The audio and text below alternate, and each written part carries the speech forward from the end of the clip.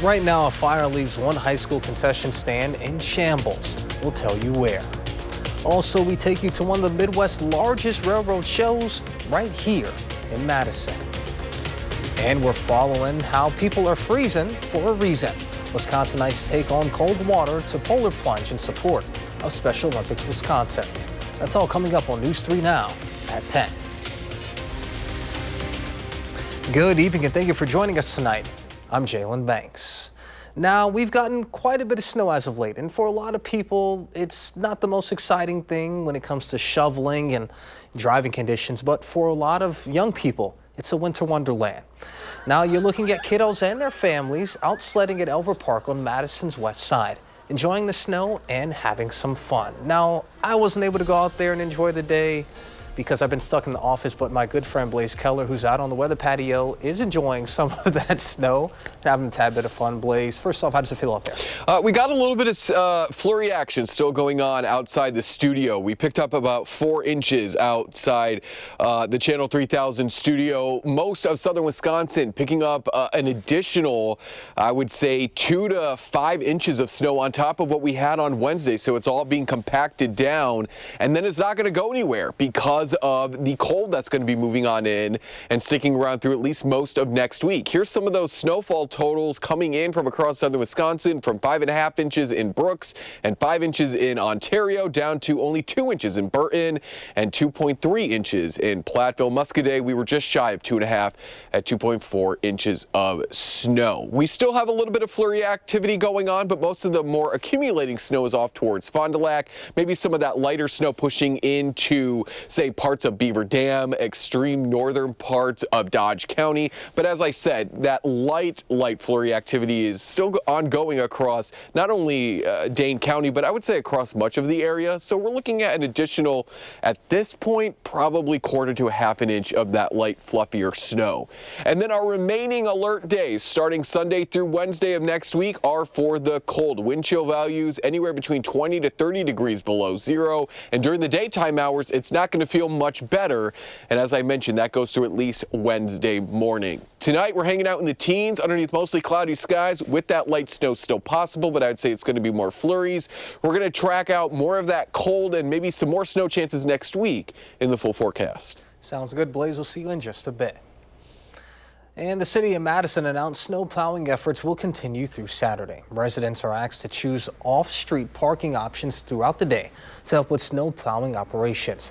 An additional 1 to 2 inches of snow is expected throughout southern Wisconsin. As Blaze just mentioned, the city said plowing can take 12 to 14 hours to complete in most cases because Madison has a little more than 1,800 miles of traffic lanes to maintain.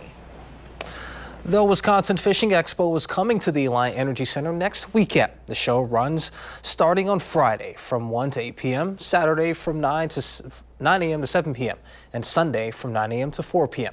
Kids 12 and under get in for free, and if you're interested in getting some more information, just head on over to our website. Now, many of us are bundling up to survive the cold temperatures outside, but hundreds at Lots Park in Monona are doing just the opposite. Our Maddie Heimsch brings us the purpose behind the polar plunge. It was cold. Really cold. Really cold. Felt like I was dying. It wakes you up. Oh, it was cold. It was awesome. More than 550 people made the jump into the icy Yahara River Saturday afternoon. We are plunging for a cause. All in support of Special Olympics Wisconsin. Trying to raise money for people living with intellectual disabilities. And this is just our way to raise awareness in a state like Wisconsin. 100% of the proceeds raised go to the more than 14,000 Special Olympics Wisconsin athletes. Special Olympics Wisconsin provides resources and programming for folks with intellectual disabilities. That programming comes via sports, comes via health, comes via Unified Champions Schools programming, and also leadership training for our athletes. The Special Olympics hosts 8 different polar plunge events around the state each year. A lot of people have plunged for years and years and years. We have a few people that have plunged for 20 plus years. And so far, Madison's 2025 plunge has raised nearly $160,000. But it was a lot of fun. It is awesome. It was good. It was great. We had a blast. Reporting in Monona, I'm Maddie Heimsch, News 3 Now.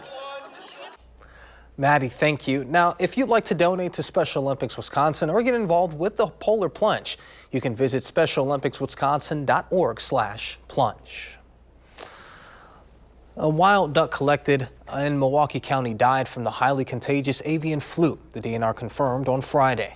The duck, also known by the DNR, was taken to the DNR to the U.S. Geological Survey's National Wildlife Health Center in Madison to test it for the bird flu. The test results came out positive. As reported by our Milwaukee affiliate CBS 58 early February, hundreds of dead birds were along Lake Michigan's shoreline. Although rare, bird flu is transmissible to humans. This virus has been detected in Dane County since mid-December, the DNR reported. Canada geese and swans are most impacted.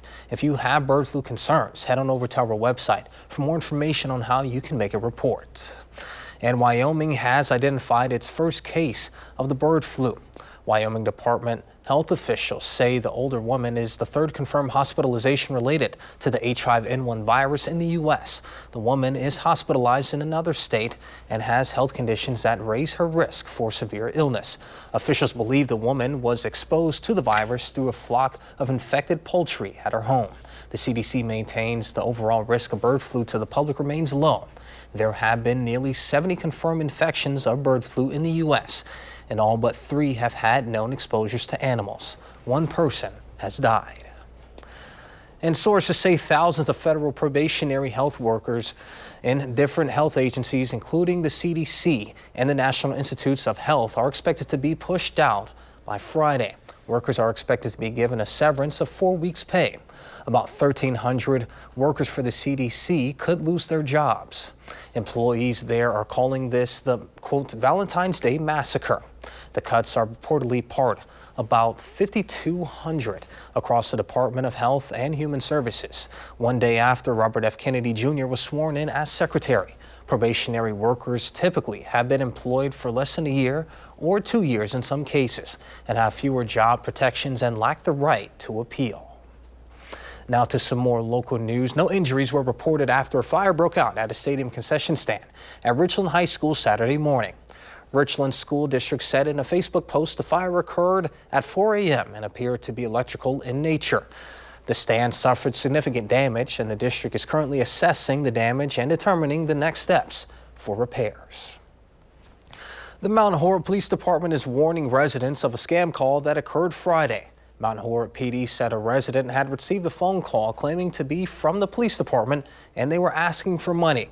The police department is warning residents they will not make any calls asking for money, and they're asking residents to hang up and notify Mount Horeb PD if a call like that is received. Earlier today, Madisonians protested against Trump ally Elon Musk and his company Tesla over his involvement with the president and the U.S. government. Madison residents picketed outside of Tesla Madison, referring to Musk's involvement in the government and saying it was, quote, reckless and damaging. Call for a boycott of Tesla. Nobody voted for Elon Musk, but everybody can boycott Tesla, the company that's made him the richest man in the world. He's an extremist who's been tearing apart the United States government, and he's doing a lot of harm to the people of the United States and greatly increasing our risks. So we need to get him out of government. This is a part of other protests going on throughout the country. Some locations include Pennsylvania and Massachusetts. The Alliant Energy Center plays host to one of the Midwest's largest model railroad shows this weekend. Model trains of multiple sizes run through tracks built by groups from multiple Midwest states during the 57th annual Mad City Model Railroad Show. Attendees of all ages, of course, are welcome. As some hobbyists say, you're never too old to be a fan of trains. I think for a lot of us, we get into this hobby because we like big, colorful, noisy, stinky machines when we're kids. And then we say, you know what? I like small machines that represent those things too. Yeah. So this looks like fun. Again, this event runs all weekend, and it runs from 9 a.m. until 4 p.m. Sunday. Coming up next on News 3 Now at 10, Blaze returns with a complete look of your First Warn forecast. And President Trump in Mar-a-Lago this weekend, the latest as the government reshape continues. Plus, reaction from Munich after Vice President J.D. Vance gave a speech to world leaders in Europe. News 3 now at 10. This week, President Trump pushed hard to revamp the federal workforce, including controversial layoffs. CBS's Willie James Inman is in West Palm Beach, Florida, where the president isn't just focused on overhauling big government, but he is also looking at addressing some smaller pet peeves. Willie James. President Trump dreams of a new look for Air Force One. To make a point about delays for a new presidential jet, the White House says Trump toured a Boeing plane in West Palm Beach on Saturday. In his second term, the president has put an intense focus on what he says is common sense, and everything is up for debate. We've become the party of common sense. He issued an executive order to change the name of Denali back to Mount McKinley and to change Gulf of Mexico to Gulf of America. You know, we're flying over right now. We're flying over a thing called the Gulf of America. Apple and Google Maps have adopted the Gulf of America name, but the Associated Press was blocked from White House events this week for not changing its standards to include the name shift. The White House Correspondents Association protested the ban. Also on Trump's hit list, paper straws. We're going back to plastic straws. These things don't work. I've had them many times, and on occasion they break.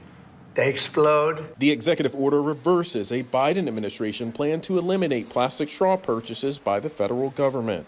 One thing Americans could notice, fewer pennies. Trump says the coins no longer make sense. The penny is gone.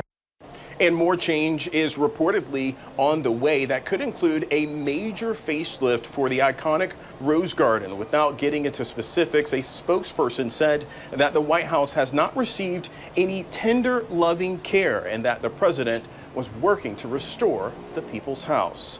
Willie James Inman, CBS News, West Palm Beach, Florida. OpenAI's board of directors has formally rejected a $97 billion purchase offer by Elon Musk and other investors. In a statement posted to social media on Friday, OpenAI's board chair said the company is not for sale, and the board unanimously rejected the bid. There's been a long-running feud between OpenAI and Musk, who co-founded the company known for creating ChatGPT.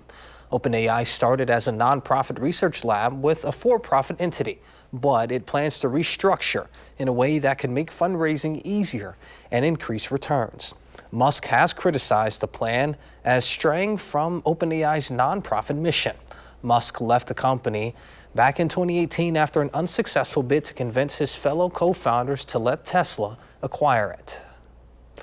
Google Play is bringing back TikTok. The company said it restored the platform to its U.S. App Store Thursday. That's after President Donald Trump signed an executive action to delay a ban on the app and his promises to save it.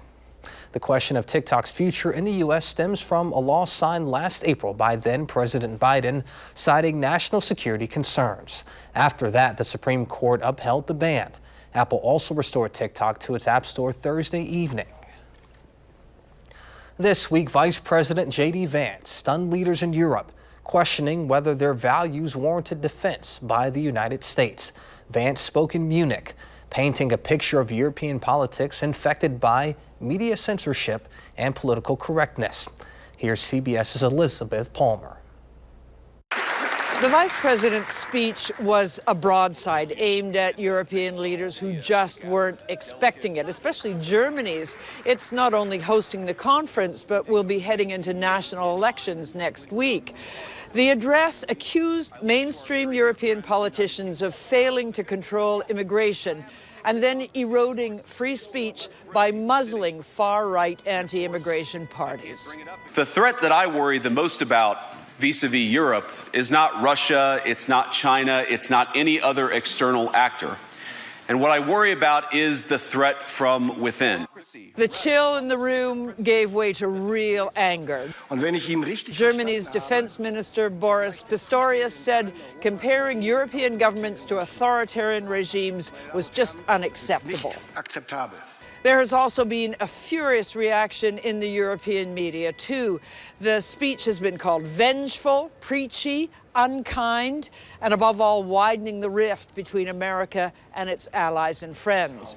Meanwhile, all eyes had been on a meeting between the U.S. Vice President and Secretary of State and Ukraine's President Volodymyr Zelensky. But after only half an hour, the discussion ended with no new information on how the U.S. would help bring an end to Russia's war with Ukraine, or crucially, what role Ukraine itself would play in negotiations that will shape its own future.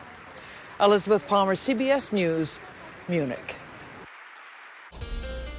Now let's get a look at your first one forecast. Another chilly evening with some snow. Blaze? That is right, but it's going to be on the lighter side. We're looking at maybe a dusting, a quarter to a half an inch at best, and that's going to continue through Sunday as well. An incoming high pressure system, which is pretty much going to sit over parts of the Midwest and the plains, will be moving in on Sunday and keeping us quiet but cold as we go into next week. So here's a look at our snowpack that's likely going to slowly chip away over the next, I would say, week to 2 weeks, because temperatures are going to remain below freezing all through the next 10 days. But we'll do some minor chipping away at the snowpack. But this is some great news. Again, throughout January, we were really shorted that beneficial snowfall, not only for farmers and private businesses or companies that remove the snow and rely on it, but we were also shorted that so folks couldn't get out and enjoy skiing, snowshoeing, snowmobiling, or just sledding down the hill. So now we have this snowpack, and it looks to stick around for hopefully as long as it can, but temperatures do look to climb above freezing at the end of our extended forecast. In the meantime, now we're getting ready for our next batch of alert days, which is due to the cold temperatures and cold wind chills, especially Tuesday morning. Hazardous cold outlook encompassing kind of the extent of when we're expecting the coldest air to be overhead from the 17th through the 21st. That is starting Monday through at least Wednesday of next week as our alert days. But that hazardous cold outlook is extended through at least the 21st. Monday, Tuesday, Wednesday's highs compared to normal, 20 to 25 degrees below where they should be for this time of year. We should be approaching the freezing mark right around 31 degrees.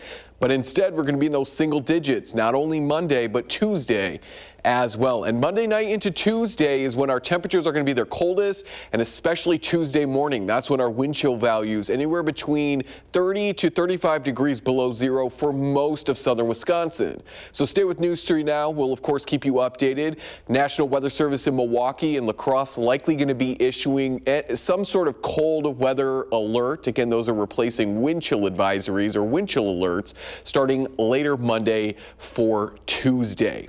This cold air is truly Arctic in its origin. It started off in this area back on the 8th. It's been following this more or less yellow path here. Right now, it's just to the south and west of the Hudson Bay, and by the 17th, it will be overhead. It's going to be brought in by a high pressure system, and I mentioned this before, but in the wintertime, high pressure systems are just that much stronger. So this cold Arctic air is going to reinforce that high pressure system, keeping it strong, and it's going to act like a big weather bubble, pushing systems to either our south or to our east. So over the next 10 days, we're looking at very minimal snow chances, which could be good or bad depending on who you ask. We definitely got some snow, but maybe snow lovers want some more, but maybe the folks who don't want any more snow, this is just enough. And now we'll be more or less quiet with a few flurries next week. Alert days through at least Wednesday morning. And as I mentioned, Jalen and folks at home, by the end of our extended forecast, that's when we may slip back to more normal temperatures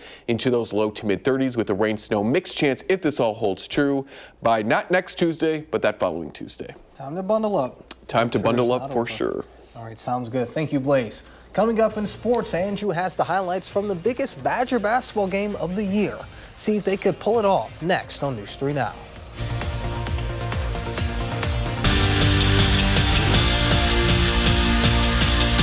Before the season, Wisconsin men's basketball was picked to finish 12th in the Big Ten. Today, they had the chance to become the first team in the conference to reach 20 wins. The catch, they had to do it at number 7 Purdue, where UW is 1-9 in their last 10. The first half was as close as it gets, so let's skip to the second. Wisconsin trailing by 3, and John Tonje turned up. Tickles the twine for the triple, but it wasn't just Tonje. As a team, the Badgers shot 72% from the field in the second half and did not commit a single turnover. Max Klesmit threw contact for 3 points the old-fashioned way. That would give the Badgers a 9-point lead with 10 minutes to go. Klesmit finished with 17 points and 6 assists, including this one that you've got to see. John Tanjay gets the pass and throws it down. Tanjay puts Mackey Arena to sleep, and the Badgers take it by a final score of 94-84. And with it, Bucky puts their second top 10 win under their belt. John Tanjay led the way with 32 points, and it's safe to say that he's glad he transferred to Wisconsin. I want to give a shout out to all my guys, from the top to bottom. And Kamari McGee got ejected, and that's my brother. And we wanted to get it. We told him in the locker room at halftime, we're going to get this win for you. And we came out here and competed. And I'm so proud of these guys for this. I love Wisconsin basketball, baby. And Wisconsin men's hockey seems to have hit a standstill. They had a sensational 17-game stretch a couple weeks ago where they didn't lose a single game in regulation. But since, they've lost 5 straight, and we're in Columbus tonight hoping to avoid a 3rd straight sweep. Things were looking good early, and check this one out. Opening faceoff of the second period, and it takes all of 10 seconds for Bucky to score.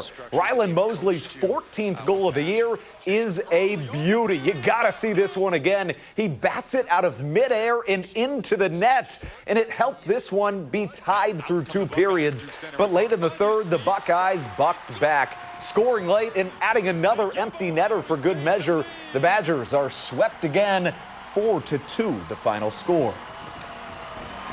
And let's get back to the basketball court, because this weekend is one of my favorites of the year. Not as popular as it once was, but come on, it's the NBA three-point contest. Damian Lillard put up a good fight, but it wouldn't be enough to defend his crown and finish off a three-peat, but we still had someone to root for locally. Tyler Hero, a Milwaukee native, he went to Whitnall, lit up the night. He won the three-point contest for his Miami Heat, his first time ever doing that, and we will be right in tonight with some more weather. It is still cold out. We still got some snow on the ground, and I'm not looking forward to it, unfortunately. That is correct. Yeah, we do have some snow on the ground. We could see some more snow tomorrow, mostly cloudy, light flurries, anywhere between 1/4 to 1/2 inch of snow at best. I would say most of us will probably not even get 1/2 inch of snow tomorrow, but further to the east, you might get closer to that 1/2 inch mark. You're closer to the center of this low pressure system. It's going to be windy as well. We're bringing down that cooler air in time for Monday, single digits Monday, Tuesday, with double digits returning by Wednesday, but very cold wind chills, especially Tuesday morning. All right, sound good.